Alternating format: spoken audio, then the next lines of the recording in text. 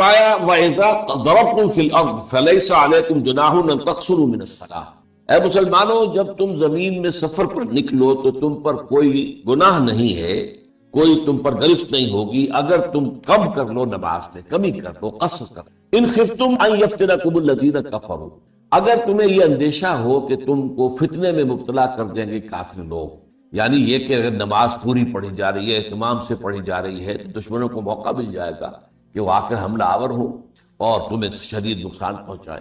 تو اس حالت میں تمہارے لیے اجازت ہے کہ تم چاہو، تمہارے لیے یہ کہ تم نماز کم کر دو۔ ان الکافرین کانوا لکم عدوا مبینا، یقیناً کافر تو تمہارے کھلے دشمن ہے ہی، وہ تو ذات میں ہے، جو بھی موقع انہیں مل جائے گا اس سے انہوں نے فائدہ اٹھانا ہے۔ یہ آیت مبارکہ اس اعتبار سے بہت اہم ہے کہ قصر فی الصلاۃ کا حکم قرآن مجید میں صرف اسی آیت میں، لیکن چونکہ ظاہر الفاظ کے اعتبار سے اس کے اندر اضافی شرط ہے، ایک تو سخت اور دوسری یہ کہ اگر خوف، لہذا جو بھی اصحاب ظاہر ہیں جنہوں نے وہی بات جو میں کہہ رہا تھا کہ ہم تو صرف قرآن ہی کو تھامیں گے، ہمیں رسول کی سنت سے کوئی سروکار نہیں ہے، وہ تو وقتی چیز تھی، ان کا معاملہ یہ ہوا ہے۔ اصحاب ظاہر ہمارے ہاں بھی رہے، پہلے بھی رہے، ابن حزم ظاہری، ان کا نام ہی جو ہے اس فرقے کا یا اس مکتب فکر کا ظاہریہ، ظاہر پر بات کرنے والے، ظاہر پر چلنے والے، اور پھر خوارج جنہوں نے کہا تھا کہ ہمارے لیے تو بس قرآن کافی ہے۔ تو ان سب کے نزدیک قصر جو ہے وہ نماز میں صرف حالت خوف میں، اس لیے کہ یہاں پر یہ شرط ہے، اور دوسرے یہ کہ اجازت دی گئی ہے، تو اس میں کوئی حکم نہیں دیا گیا ہے۔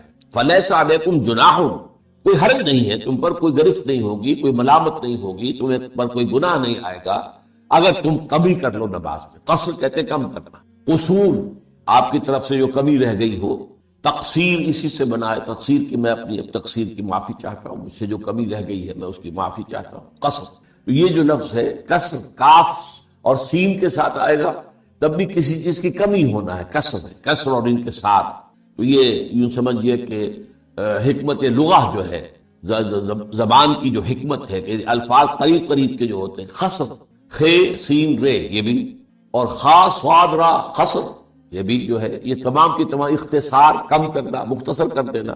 تو قصر ہو، خصر ہو، کسر ہو، یہ سب کے سب جو الفاظ ہیں جو کچھ ہم وزن سے بھی ہیں اور جو ایک اپنے آواز کے ساؤنڈ کے اعتبار سے بھی ایک دوسرے سے قریب ہے، اس کا جو مادہ ہے وہ ایک دوسرے سے قریب ہے، تو ان کا مفہوم ایک ہی ہے۔ تو ان تقصروا من الصلاۃ ان خفتم ان یفتنکم الذین کفروا، اگر تمہیں یہ اندیشہ ہو کہ تمہیں فتنے میں ڈال دیں گے، تمہیں مصیبت میں مبتلا کر دیں گے کافر، ان الکافرین کانوا لکم عدوا مبینا، اور یہ تو بات واضح ہے کہ کافر تو تمہارے کھلے دشمن ہیں، ہر وقت ہاتھ میں ہے، موقع دیکھتے۔ تو جیسا کہ میں نے عرض کیا کہ اس میں ظاہریہ، ابن حزم ظاہری اور خوارج کے نزدیک قصر جو ہے نماز میں وہ صرف حالت خوف ہے، عام سفر میں قصر نہیں ہے، لیکن یہ کہ سنت رسول صلی اللہ علیہ وسلم سے ثابت ہے کہ آپ نے ہر سفر میں قصر کیا، چاہے کوئی خوف ہو چاہے نہ، چاہے حالت جنگ ہو چاہے نارمل۔ چنانچہ حضرت عمر رضی اللہ تعالیٰ عنہ نے اس معاملے میں اپنا ایک شبہ پیش کیا تھا حضور کے سامنے صلی اللہ علیہ وسلم کہ قرآن مجید میں تو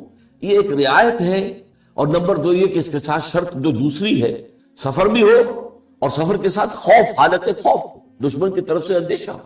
تو اس پر حضور نے فرمایا صلی اللہ علیہ وسلم صدقۃ تصدق اللہ بہا علیکم فاقبلوا صدقتہ، اے عمر یہ اللہ کا ایک صدقہ ہے جو اس نے اپنے بندوں پر کیا ہے، تو تم قبول کرو اس کے صدقے کو، اس نے نماز میں کمی کی اجازت دی۔ باقی رہ گیا یہ کہ فلا جناح علیکم ان تقصروا، یہ قرآن مجید کے خاص اسلوبوں میں سے ہے، شاہانہ انداز کلام، کوئی حرج نہیں اگر تم یہ کر لیا کرو، اور یہ انداز بھی بسا اوقات حکم کے لیے ہوتا ہے، جیسے کہ سورہ بقرہ میں آیا ہے ان الصفا والمروۃ من شعائر اللہ فمن حج البیت او اعتمر فلا جناح علیہ ان یطوف بہما، یہ جو صفا اور مروہ کی پہاڑیاں ہیں یہ بھی اللہ تعالیٰ کے شعائر میں سے ہیں، تم میں سے جو کوئی بھی اللہ کے گھر کا حج کرے یا عمرہ ادا کرے تو کوئی حرج نہیں ہے کہ وہ طواف کر لیا کرے۔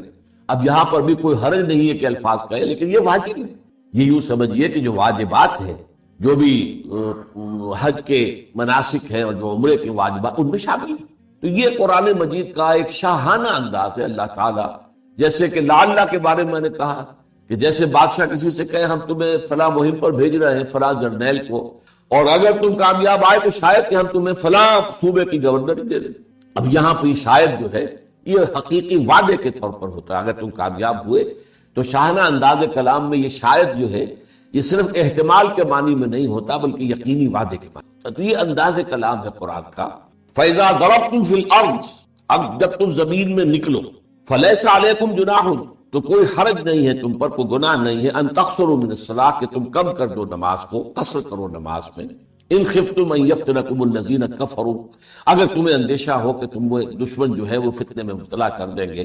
ان الکافرین کان لکم عدوا مبینا، یقیناً کافر تو تمہارے کھلے دشمن ہیں. اس ضمن میں حضرت ابن عباس رضی اللہ تعالی عنہما کا بھی ایک اثر ہے کہ انہوں نے فرمایا کہ حضور نے صلی اللہ علیہ وسلم مدینے سے مکے تک کا سفر کیا اور اس میں کوئی خوف نہیں تھا اس سفر میں سوائے اللہ کے خوف کے، یعنی کامل امن تھا، کوئی جنگ، کوئی کسی طرف سے خدشہ نہیں تھا. فرمایا ان النبی خرج من المدینہ الی مکہ لا یخاف الا رب العالمین، اللہ کے سوا کسی اور کا کوئی خوف نہیں تھا. فصلی رکعتین، تو آپ نے تو 2 ہی رکعتیں پڑھی ہیں، وہ جو عصر کی ہو، عصر جو ہے اور ظہر ہو، عشاء ہو، 2 رکعتیں. تو قصد جو ہے در حقیقت یہ سمجھ لیجئے کہ یہ قرآن مجید کی روح سے جو قرآن مجید کا حکم ہے اس کے ظاہر پر اگر جائیں گے تو یہ سفر جمع خوف 2 شرائط کے ساتھ مشروط ہو جائے. سنت رسول کو اس کے ساتھ شامل کریں گے تو ہر سفر کے اندر آپ کو اجازت. باقی اب اس کی تفاصیل، احناف کے نزدیک یہ جو ہے قصر یہ واجب، یعنی اگر آپ نے قصر نہیں کیا تو گویا کہ آپ کی نماز نہیں ہوئی. آپ نے عصر کی 4 رکعتیں پڑھ لی ہیں تو آپ کی نماز نہیں ہوئی، لوٹائیے اور 2 رکعتیں پڑھیے. بعض کے نزدیک جیسے کہ امام شافعی رحمۃ اللہ علیہ ہے کہ یہ واجب نہیں ہے، البتہ نہ کرنا مکروہ ہے، کہ اللہ تعالیٰ کی طرف سے ایک رعایت ہے اور آپ اس رعایت سے فائدہ نہیں اٹھانا چاہ رہے. اس میں گویا کہ ایک طرح کا تکبر سا ہے اپنی اللہ تعالیٰ کی شان میں کے سامنے جو ہے گستاخی کا سا انداز مکروہ ہے، لیکن واجب نہیں ہے. اگر آپ نے پوری نماز پڑھ لی تو نماز ادا ہو جائے. اب یہ فقہی اختلافات ہیں جو چل. پھر یہ کہ قصر کیسے ہوگی؟ ظاہر بات ہے کہ صرف 4 رکعتوں والی نماز میں قصر ہے، 2 رکعتیں آپ کر لیں گے. مغرب کی نماز میں قصر کی کوئی شکل نہیں ہے، 3 رکعتیں رہیں گی. فجر کی ہے ہی 2، وہ 2 کی 2 رہیں گی. پھر اس کے ساتھ یہ مسئلہ یہ اٹھتا ہے کہ آیا صرف فرائض کے اندر یہ قصر ہوگا یا یہ سنن اور نوافل وغیرہ جو ہیں وہ بھی؟ اب اس میں بھی بہت سی رائے ہیں. بعض کے نزدیک جو ہے جب فرض ہی کے اندر قصر ہو گیا تو پھر سنت اور نفل جو ہے وہ تو ظاہر بات ہے کہ اس سے بہت کم تر درجے کی چیزیں ہیں، ان میں از خود ہو جائے گا، وہ گویا کہ ساقط ہو جاتی ہیں، ان کی ضرورت ہی نہیں. بعض کے نزدیک یہ ہے کہ نہیں، اگر موقع ہے، اگر تو عین حالت سفر میں ہیں، آپ جا رہے ہیں تو ٹھیک ہے آپ نہ پڑھیں. لیکن یہ کہ اگر کہیں جا کر قیام ہو گیا، رات کو پڑاؤ ڈال لیا ہے، اب عشاء کی نماز آپ پڑھ رہے ہیں، اب آپ کو یہاں پر وہ سفر کی جو ہوتی ہے وہ کیفیت جو ہے بے اطمینانی کی وہ نہیں ہے. آپ نے یہاں پہ پڑاؤ ڈالا ہے، آپ نے خیمہ لگا لیا ہے یہاں، تو آپ نماز جو ہے اس کے اندر آپ سنت نفل پڑھ لیں. تو یہ مختلف آراء ہے کہ جو فقہی اختلافات ہیں. پھر کتنے سفر پر قصر ہوگا؟ تو اکثر و بیشتر یہ ہے کہ 48 میل یا بعض حضرات کے نزدیک 56 میل، اور بعض حضرات کہتے ہیں کہ مطلقاً جس پر سفر کا اطلاق ہو، اس کے سفر کی کیفیت طاری ہو جائے انسان پر، کوئی حد معین نہیں ہے. لیکن یہ ساری جیسا کہ میں نے آپ کو بتایا یہ ہے فقہی تفصیلات، اور ہمارا یہ درس جو ہے درس قرآن ہے، درس فقہ نہیں. البتہ یہ بات واضح ہو جانی چاہیے کہ ہمارے نزدیک ہمارے دین کی بنیادوں میں جیسے قرآن ہے ویسے ہی سنت ہے. انڈیپینڈنٹ سورس آف شریعہ، Quran is independent source of شریعہ ایز ویل ایز سنہ از انڈیپینڈنٹ سورس آف شریعہ. یہ ضرور ہے کہ جو سنت ہے حضور صلی اللہ علیہ وسلم کی، وہ قرآن کے کسی حکم کو ساقط نہیں کر سکتی، اس کی نفی نہیں کر سکتی، اس کے اندر بنیادی رد و بدل نہیں کر سکتی. لیکن سنت کیا کر سکتی ہے؟ نمبر 1، قرآن پر اضافہ کر سکتی. مثلا ہم نے پڑھا اسی سورہ مبارکہ میں کہ تمہارے لیے جائز نہیں ہے کہ 2 بہنوں کو تم ایک ہی وقت میں اپنے نکاح میں رکھو. ان تجمعوا بین الاختین، 2 بہنوں کو تم ایک وقت اپنے نکاح میں رکھو، یہ حرام. حضور نے اس کی توسیع کر دی. یہی حکم جو ہے خالہ بھانجی کا بھی ہوگا اور یہی حکم پھپھی بھتیجی کا بھی ہوگا. تو یہ ایک اس اضافہ ہے، اس کی توسیع ہے، حکم کے اندر کوئی تبدیلی نہیں. کہیں ایسا ہوتا ہے کہ قرآن نے کسی چیز کو عام بیان کیا ہے، اسے سنت خاص کر دے. جیسے زنا کا جو حکم ہے 100 کوڑے، یہ قرآن نے عام بیان کیا، لیکن سنت رسول صلی اللہ علیہ وسلم نے اس کو خاص کر دیا کہ یہ غیر شادی شدہ زانی اور زانیہ کی سزا ہے. شادی شدہ زانی اور زانیہ جو ہے اس کی سزا ہے. تو قرآن پر اضافہ ہو سکتا ہے، قرآن کے خاص کو عام کیا جا سکتا ہے، قرآن کے عام کو خاص کیا جا سکتا ہے. یہ تو سنت رسول کا حق ہے، لیکن سنت جو ہے وہ کہیں قرآن مجید کی کسی شے کی مطلقاً نفی نہیں کر سکتی. تو یہاں پر بھی جیسا کہ میں نے کہا کہ ایک اضافہ ہے. کہ اللہ تعالیٰ کی طرف سے یہ ہدیہ ہے تمہارے لیے، یہ تحفہ ہے، صدقہ ہے، اس کو قبول کرو خوش دلی کے ساتھ۔ تو اس میں یہ ہے کہ وہ قصد کرنا چاہیے۔ البتہ یہ کہ باقی تفاصیل جیسا کہ میں نے عرض کیا اس کی مختلف شکلیں ہو سکتی ہیں، تو مختلف شکلوں کا معاملہ جو ہے وہ پھر فقہاء کے آپس کے استنباطات جو ہے ان کے مختلف جو اصول ہیں، طریقے ہیں، اس کے پر مبنی۔ وَإِذَا كُنْتَ فِيهِمْ، اور اے نبی جب آپ ان میں موجود ہوں۔ دیکھیے کہ سفر میں خاص طور پر جبکہ خوف، اب اس حالت خوف کی نماز کا جو ہے وہ بیان ہو رہا ہے۔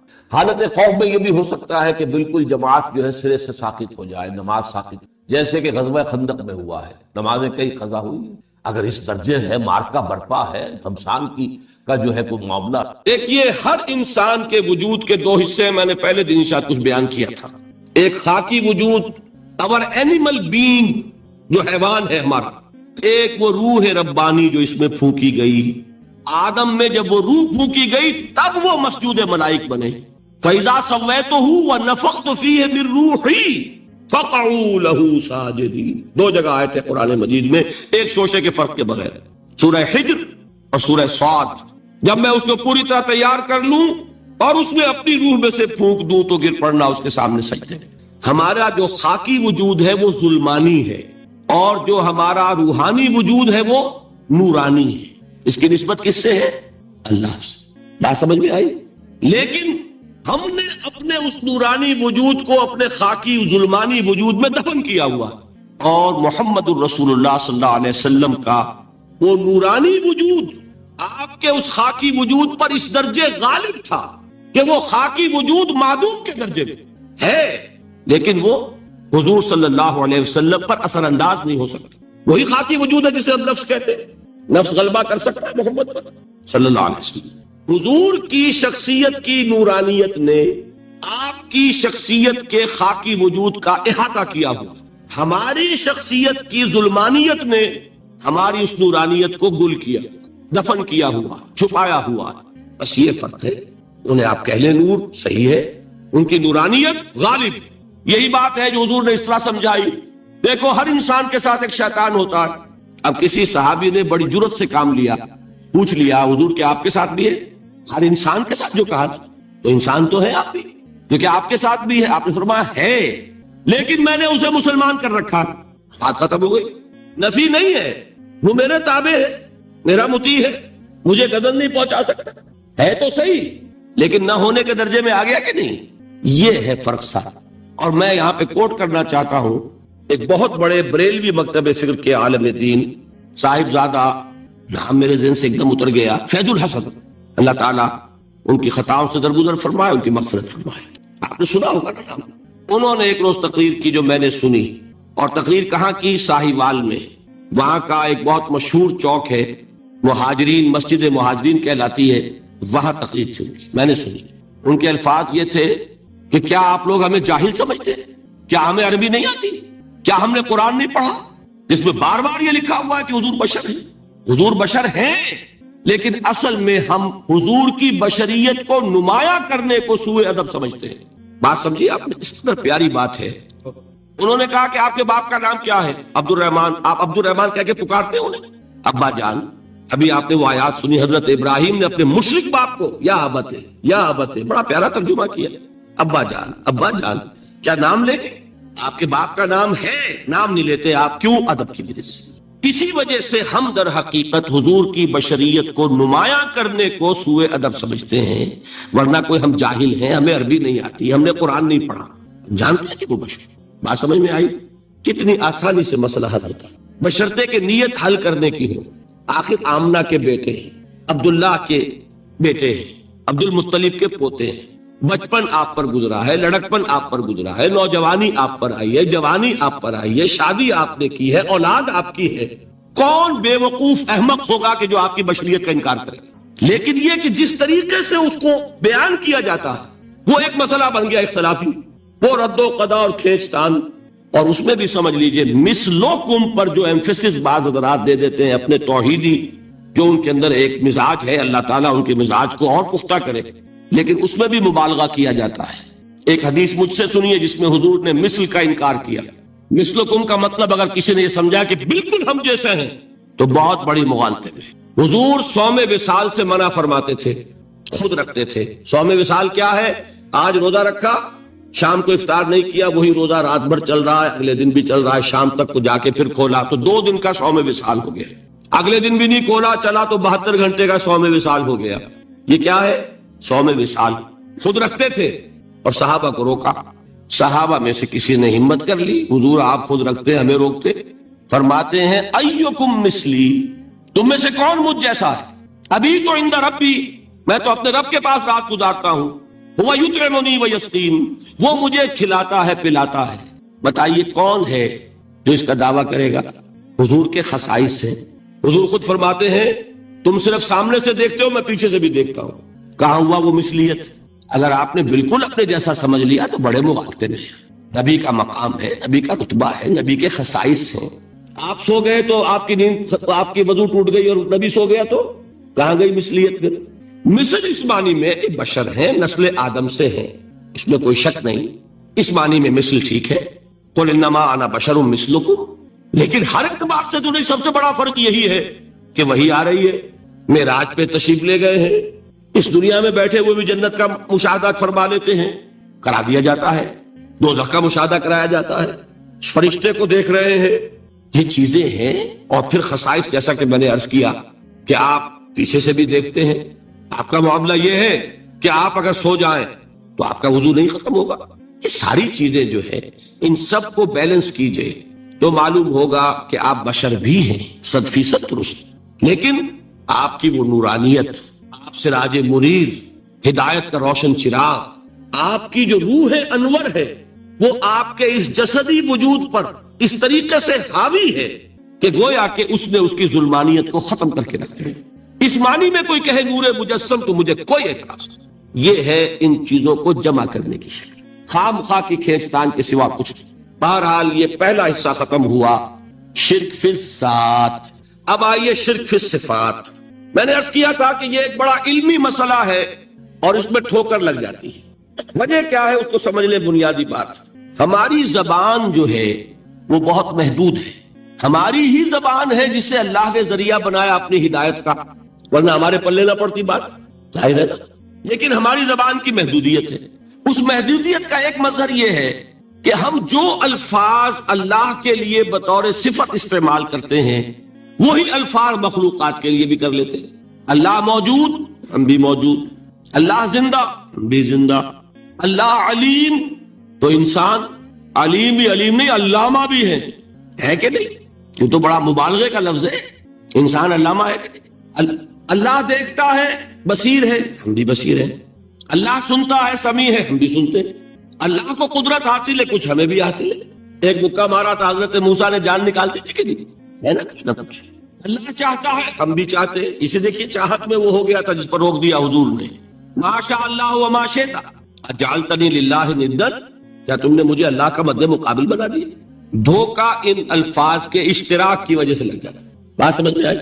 अब इसमें फार्मूला मैंने अर्ज किया था कि एक नोट कर लें तो मसले सारे हल हो जाए।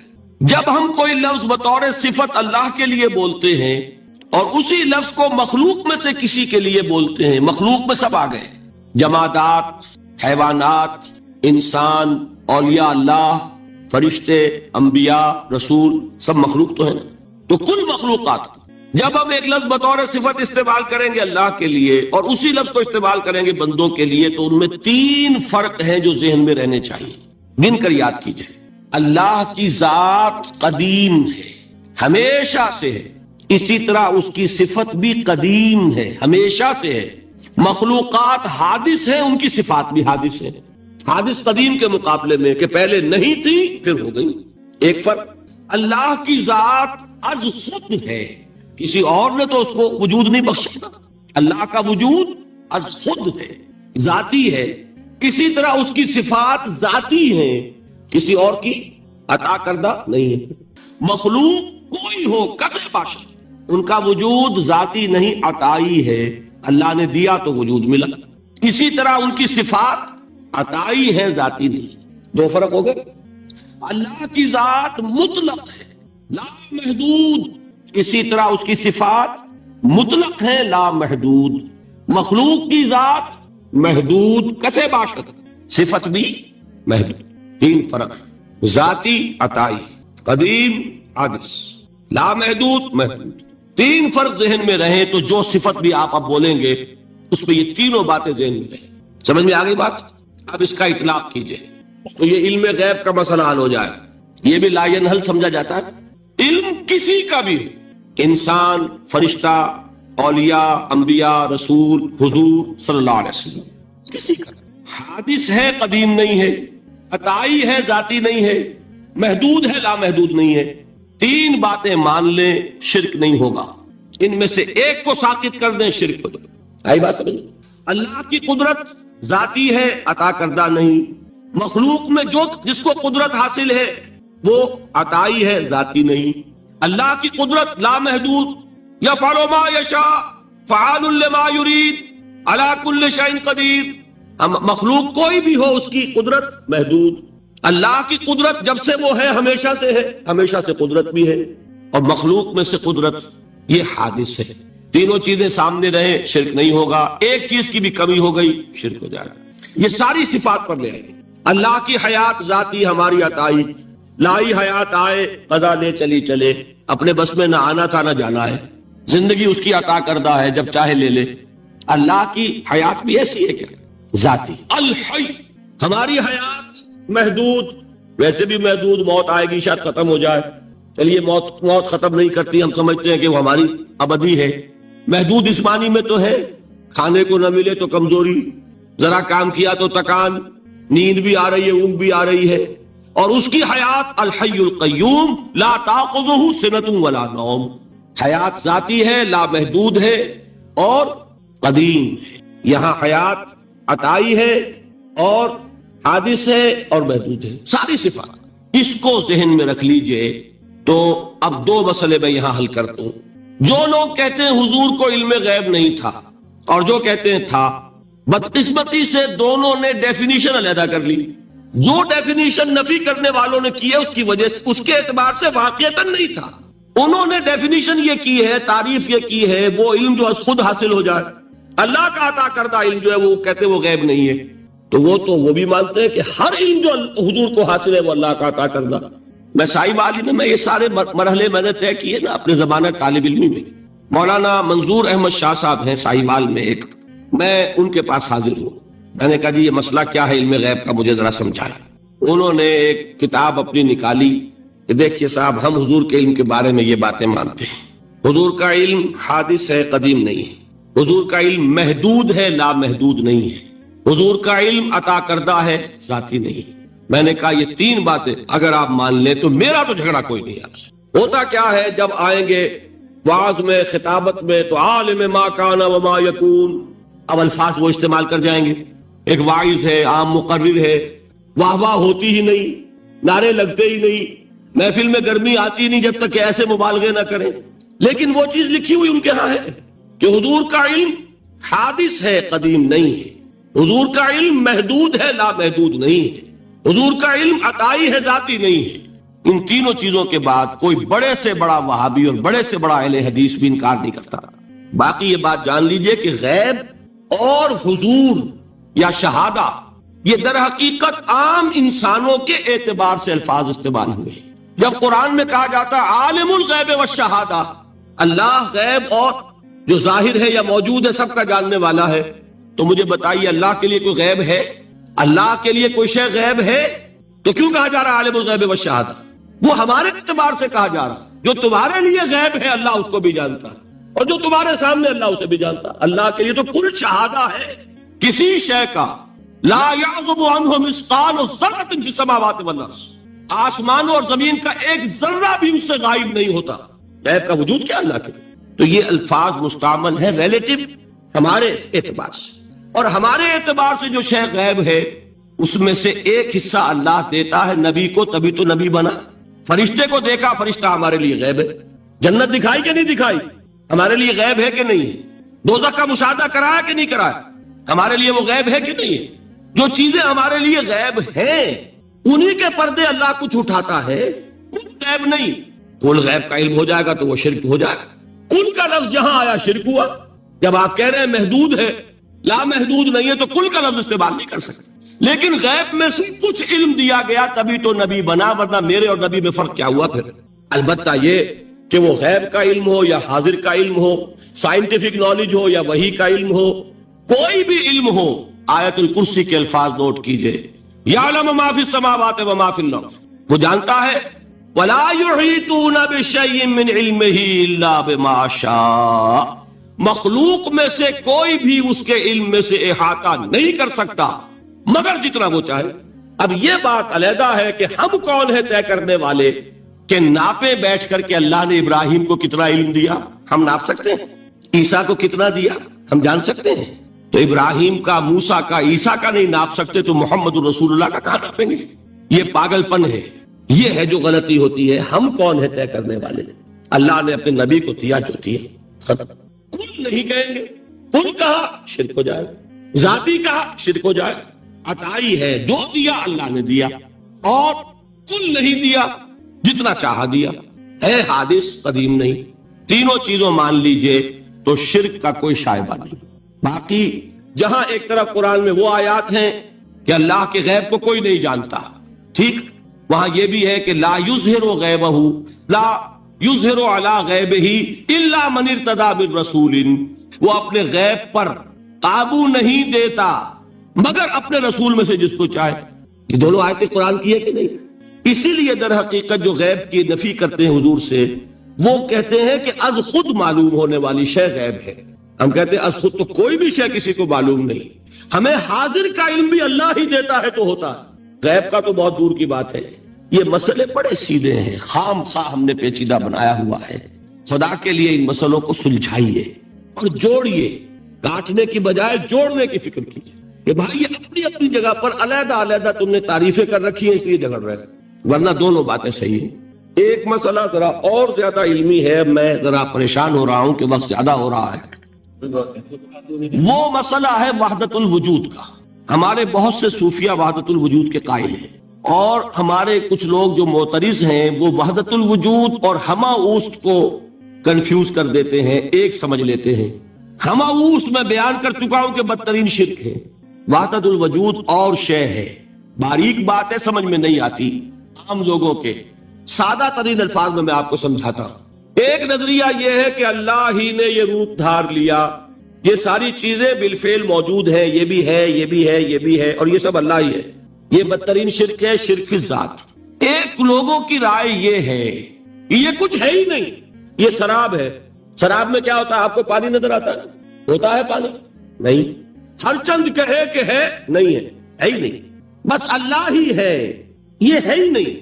دیکھیے ایک شعر ہے، کل ما فی الکون وہم او خیال اور عکوس فی المرایا او ظلال. اس کائنات میں جو کچھ ہے یا تو وہم ہے یا خیال ہے، یا جیسے شیشے میں عکس ہوتا ہے، آپ ادھر کھڑے آئینے کے نظر آ رہے ہیں، ادھر بھی ہے، ادھر کوئی نہیں. یا جیسے سایہ ہوتا ہے، سایہ درخت کا سایہ زمین پر پڑ رہا ہے، اس کا کوئی وجود ہے. تو ایک رائے یہ، آپ اس سے اختلاف کریں، اسے پاگل پن کہہ دیں، کیا بیوقوفی کی بات کر رہے ہیں؟ جو چاہے آپ کہہ دیں، شرک نہ کہیے. وہ کہتے ہیں موجود صرف ایک ذات اللہ کی ہے، حقیقتاً موجود. یہ جو کچھ نظر آ رہا ہے یہ موجود ہی نہیں ہے، اس کو شرک نہیں کہیں. اسے اختلاف کریں، کوئی ضروری نہیں ہے کہ آپ مانیں ان کی بات. میں یہ نہیں کہہ رہا کہ آپ ضرور مانیں. شیخ احمد سرہندی رحمت اللہ علیہ نے اسے سمجھایا ہے اس کائنات کی حقیقت کیا ہے ایک مثال سے. ان کے نظریے کو وحدت الشہود کہتے ہیں. وحدت الشہود، وحدت الوجود. شاہ ولی اللہ دہلوی نے فیصلہ کیا ہے کہ دونوں میں باریک سا فرق ہے، کوئی فرق نہیں ہے، تعبیر کا فرق. وہ مثال دیتے ہیں کہ دیکھیے ایک مشعل لیجئے. مشعل کیا ہوتی ہے؟ ایک لکڑی ہے، اس کے ایک سرے کے اوپر آپ نے کپڑا وغیرہ باندھ کے تیل ڈال کے آگ لگا دی. شعلہ جوالا ہے، ایک شعلہ، ٹھیک. وہ فرماتے ہیں کہ اس کو تیزی کے ساتھ ایک دائرے میں حرکت دیجئے، آپ کو آگ کا دائرہ نظر آئے گا، دیکھنے والے کو نظر آئے گا کہ نہیں؟ کیا دائرہ فی الواقع موجود ہے؟ بات ثابت ہو گئی کہ نہیں ہے، نظر آ رہا ہے. یہ فرماتے ہیں حضرت مجدد، ای الصنعت باری تعالی است، کہ معدوم را موجود می نمائند. یہ اللہ تعالیٰ کی صناعی ہے، خلاقی ہے کہ جو شے ہے نہیں اس کو دکھا دیتے ہیں کہ ہے. جیسے آپ نے آج سی دائرہ دکھا دیا ہے نہیں، اس کائنات کا کوئی وجود. میں پھر عرض کروں گا، آپ اس سے اختلاف کریں، اسے نہ مانیں، چھوڑ دیں اس کو. یہ مسئلے ہیں فلسفے کے، لیکن سوال یہ ہے کہ اس کو شرک نہیں کہیں گے آپ.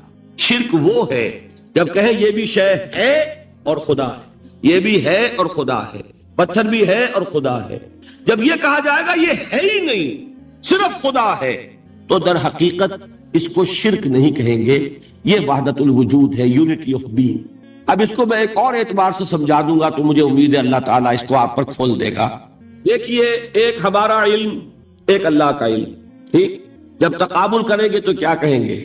اللہ کے علم کے مقابلے میں ہمارا علم ہے ہی نہیں، ٹھیک؟ اللہ کی قدرت کے مقابلے میں ہماری قدرت زیرو، اللہ کی مشیت کے مقابلے میں ہماری مشیت کچھ نہیں۔ وما تشاؤون الا ان یشاء اللہ، تم چاہ بھی نہیں سکتے جب تک کہ اللہ نہ چاہے۔ تو کیا ہوئی خاک؟ یہی آتے ہیں نا جو حدیث جس میں کہ دعا استخارہ حضور نے تلقین فرمائی، اور صحابہ فرماتے ہیں کہ حضور نے ہمیں اس طرح سکھائی یہ دعا استخارہ جیسے قرآن سکھایا۔ اس میں الفاظ کیا ہیں؟ فَإِنَّكَ تَعْلَمُ وَلَا أَعْلَمُ وَتَقْدِرُ وَلَا أَقْدِرُ، اے اللہ تجھے قدرت حاصل ہے، مجھے کوئی قدرت حاصل نہیں۔ اگر ظاہری الفاظ پر جائیں گے تو یہ تو خلاف واقعہ بات ہے۔ کیا حضور کو کوئی علم حاصل نہیں تھا؟ یہاں تو حضور فرما رہے فَإِنَّكَ تَعْلَمُ وَلَا أَعْلَمُ، یا چلیے اگر کوئی اور عام انسان کہتا ہے میں نہیں جانتا، تو کیا کوئی علم حاصل نہیں؟ کچھ نہ کچھ علم تو ہے، لیکن اللہ کے علم کے مقابلے میں وہ نہ ہونے کے برابر ہے۔ اسی طریقے سے سمجھ لیجئے اللہ کے وجود کے مقابلے میں اس کائنات کا وجود نہیں ہے۔ بات ختم ہو گئی، مسئلہ صاف ہو گیا۔ حقیقی وجود صرف اللہ کا ہے، یہ اعتباری ہے، یہ ٹرانزینٹ، آل از چینج، پینٹارائن، بدل رہی ہے ہر شے، کسی چیز کو ثبات نہیں۔ آپ ایک لمحے پہلے جو آپ تھے وہ آپ، ایک لمحے بعد وہ آپ نہیں ہیں، بدل گئے ہیں۔ ایک تسلسل ہے آپ کا کہ آپ سمجھتے ہیں کہ آپ وہی ہیں کہ جو آج سے 10 سال پہلے تھے۔ کیا آپ وہی ہیں؟ بدل چکے، پھول پورا بدل چکا، نہ معلوم کتنی دفعہ بدل چکا، کھال بدل چکی۔ یہ تو معلوم یہ ہوا کہ یہ جو کچھ ہے ٹرانزینٹ ہے، عارضی ہے، فانی ہے، نہ ہونے کے برابر ہے، وجود برحق صرف اللہ۔ یہ بھی در حقیقت اسی شرک فی الوجود کی بات ہے۔ اگر ہم یہ کہیں کہ اللہ بھی موجود ہم بھی موجود، یہ کیا ہو گیا؟ شرک فی الوجود۔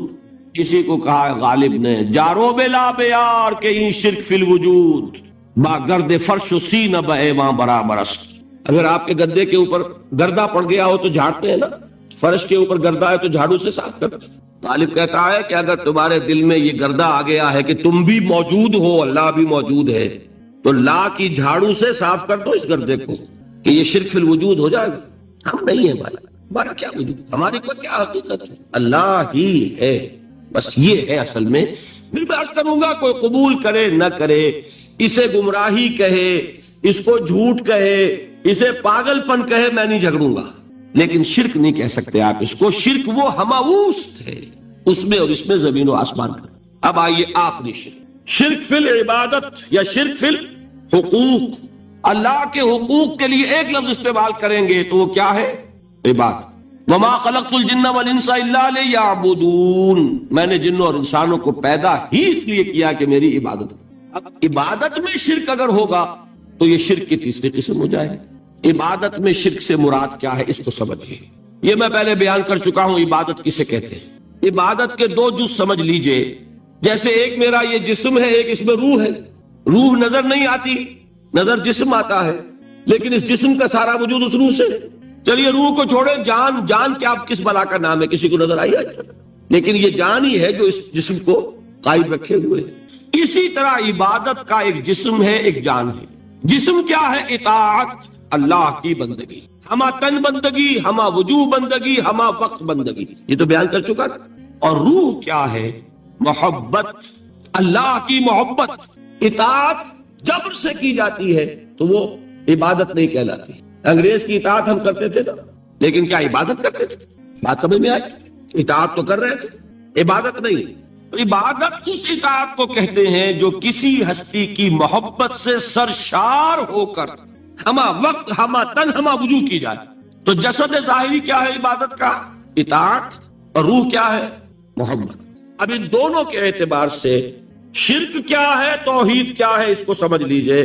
اور یہ ہے وہ چیزیں جو میں نے عرض کیا تھا کہ بالکل الجبرا کے فارمولوں کی طرح کی بات ہے۔ اطاعت میں توحید کیا ہے کہ مطاع مطلق صرف اللہ، ٹھیک، باقی ساری اطاعتیں اللہ کی اطاعت کے تابع۔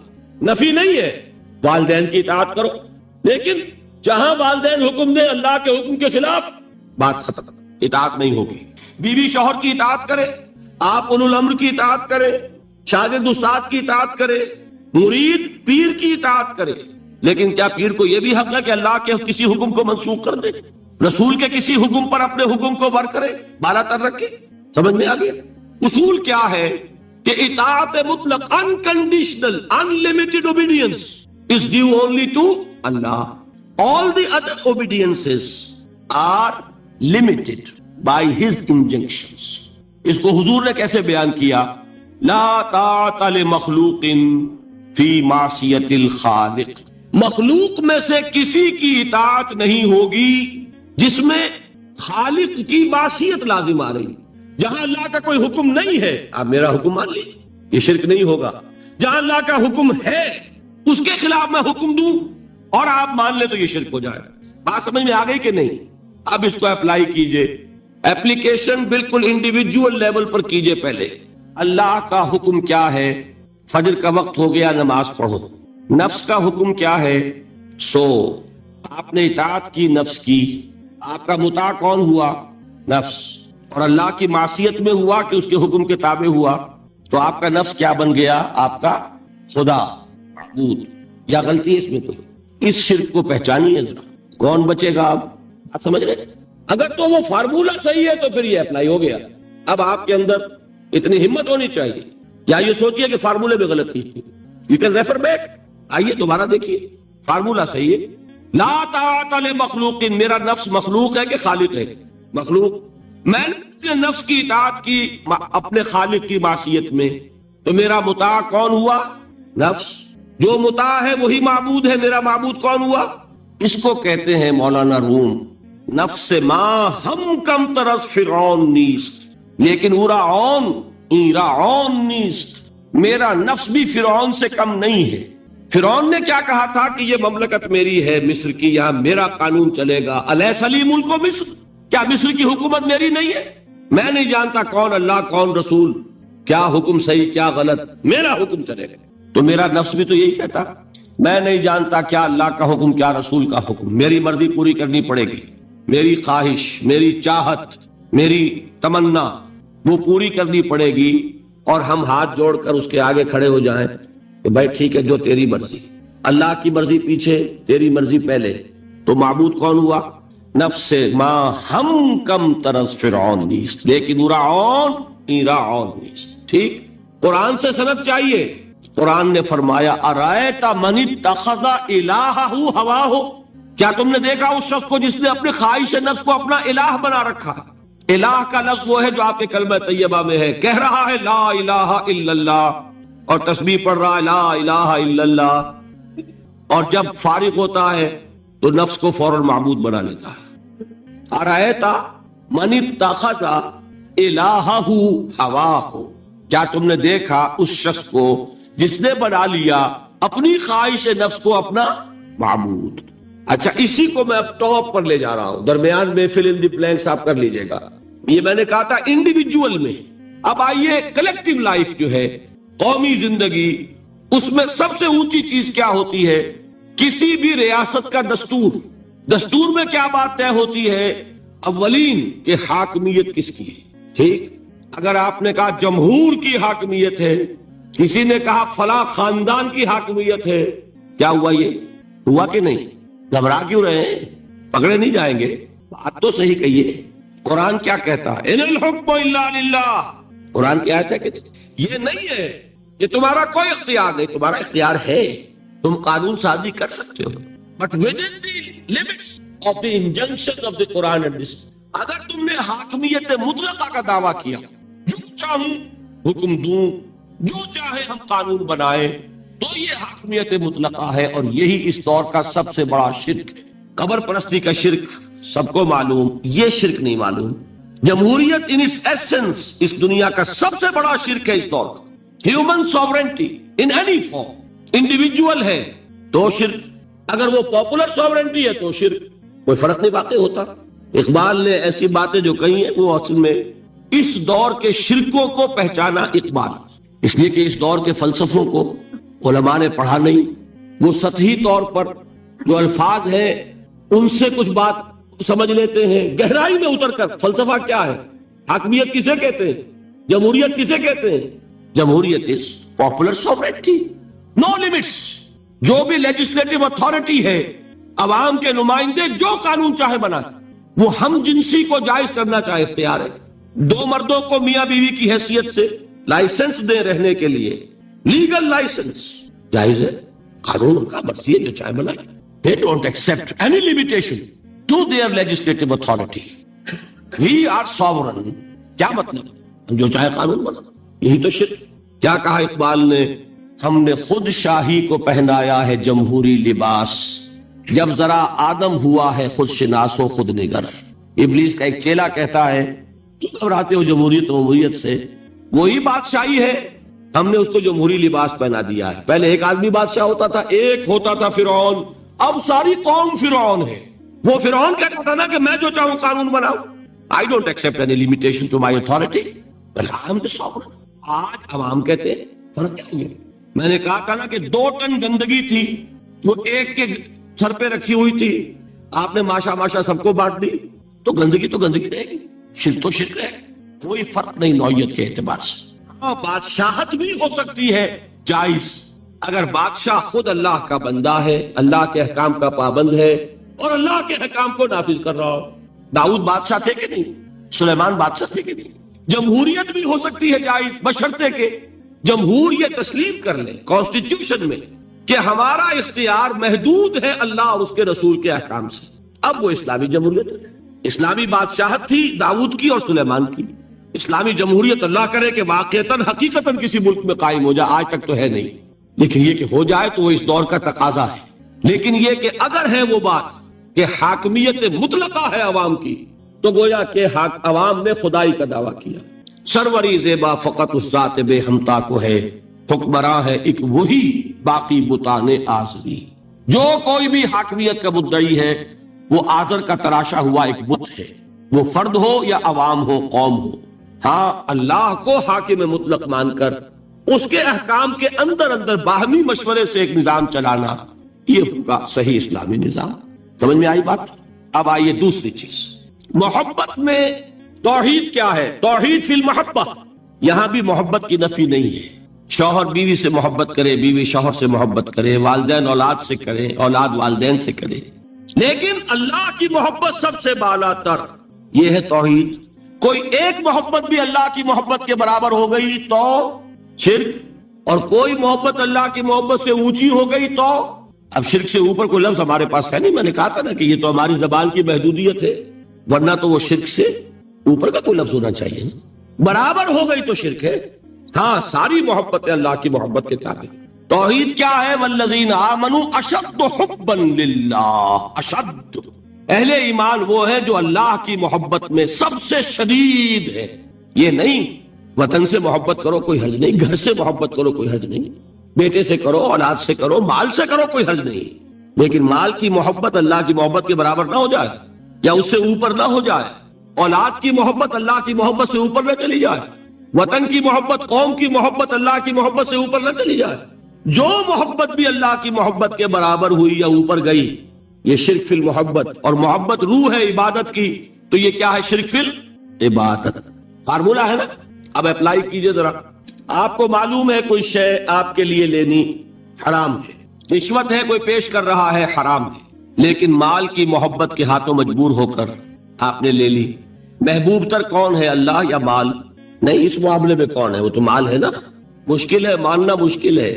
وہ تو چاہتے ہیں شرک کے موضوع پہ تقریر ہو تو بس وہی 2-4 مسئلے جو ہیں انہی پر دھواں دار تقریر ہونی چاہیے، ہمیں کوئی نہ چھیڑے. براہیمی نظر پیدا مگر مشکل سے ہوتی ہے، حوث چھپ چھپ کے سینوں میں بنا لیتی ہے تصویریں. باہر کے بت آپ توڑ دیں گے، یہ اندر جو بت خانہ آباد ہے اسے کون توڑے گا؟ مال محبوب تر ہو گیا اللہ سے تو آپ کا معبود حقیقتاً کون ہے؟ آپ کو کیا کہا جانا چاہیے؟ زر پرست. دعویٰ کیا ہے؟ خدا پرستی کا. حقیقت میں ہے زر پرست. اور اگر دلیل چاہیے تو حضور کا فرمان تعس عبد الدینار وعبد الدرہم. ہلاک ہو جائے یا ہلاک ہو گیا درہم و دینار کا بندہ. کون ہے درہم و دینار کا بندہ؟ جس کے لیے درہم و دینار اتنے محبوب ہو جائیں کہ وہ اس کے لیے اللہ کے احکام کو توڑ دے. تو وہ کس کی بندگی کر رہا ہے؟ دولت کی. نام کیا ہے؟ عبد الرحمان. حقیقت میں کیا ہے؟ عبد الدینار. نام تو رکھنا آسان ہے، ماں باپ نے رکھ دیا. یہ محمد فرما رہے ہیں صلی اللہ علیہ وسلم، عبد الدینار و عبد الدرہم، درہم و دینار کا بندہ، اور لفظ عبد. ٹھیک ہے، اب اپنا جائزہ لے لیجئے، اللہ تعالی ہمیں توفیق دے کہ ہم اپنے اندر جھانکیں کہ شرک کون کون سے ہے، کہاں کہاں ہے. اب اس چھپ چھپ کے سینوں میں بنا لیتی ہے تصویریں. اب اس کو اوپر لائیے اجتماعی سطح پر. جیسے میں نے آپ کو بتایا کسی بھی ریاست جو ہے، کانسیپٹ آف اسٹیٹ، یہ ہائیسٹ ایوالوڈ فارم ہے انسان کی اجتماعی تصورات کی، جس کو میں نے کبھی کہا تھا سوشل ایوولوشن، تمدنی ارتقاء. اس کی بلند ترین شکل کیا ہے؟ Concept of state. اس میں دو چیزیں بنیادی ہیں، ایک حاکمیت کا تصور، حاکمیت کس کی ہے، اور دوسرے اس میں رہنے والوں کو باہم جوڑنے والی شے کون سی ہے، انہیں ایک قوم بنانے والی شے کون سی ہے. ایک نیشن، کوئی ایک مشترک محبت ہوگی تو وہ جڑ جائیں گے. ٹھیک ہے، کسی شے کی محبت کو سپریم کر دو ان کے دلوں میں، جس سے کہ یہ پھر باہم ایک دوسرے سے پیوست ہو جائے. اسی کا نام ہے نیشنلزم، وطن کی محبت، ٹیریٹوریل نیشنلزم. اس دور کا یہ قوم کی تشکیل کے اندر سب سے اہم عنصر کیا ہے؟ وطن کی، اور یہ وطن کی محبت.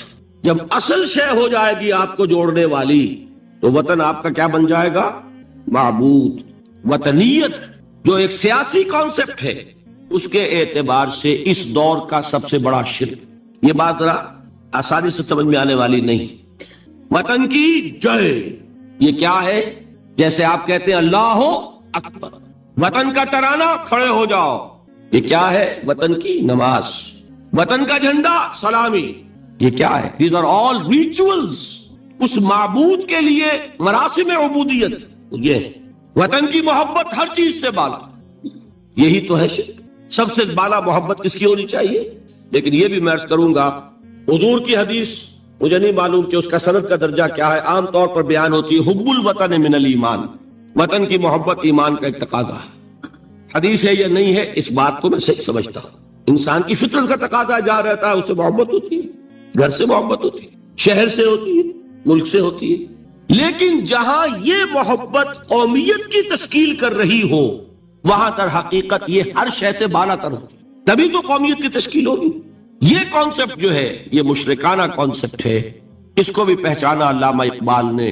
اس دور میں میں اور ہے، جام اور ہے، جم اور، ساقی نے بنا کی رویش لطف و ستم اور، تہذیب کے آزر نے ترشوائے صنم اور، مسلم نے بھی تعمیر کیا اپنا حرم اور، ان تازہ خداؤں میں بڑا سب سے وطن ہے، جو پیرہن اس کا ہے وہ مذہب کا کفن.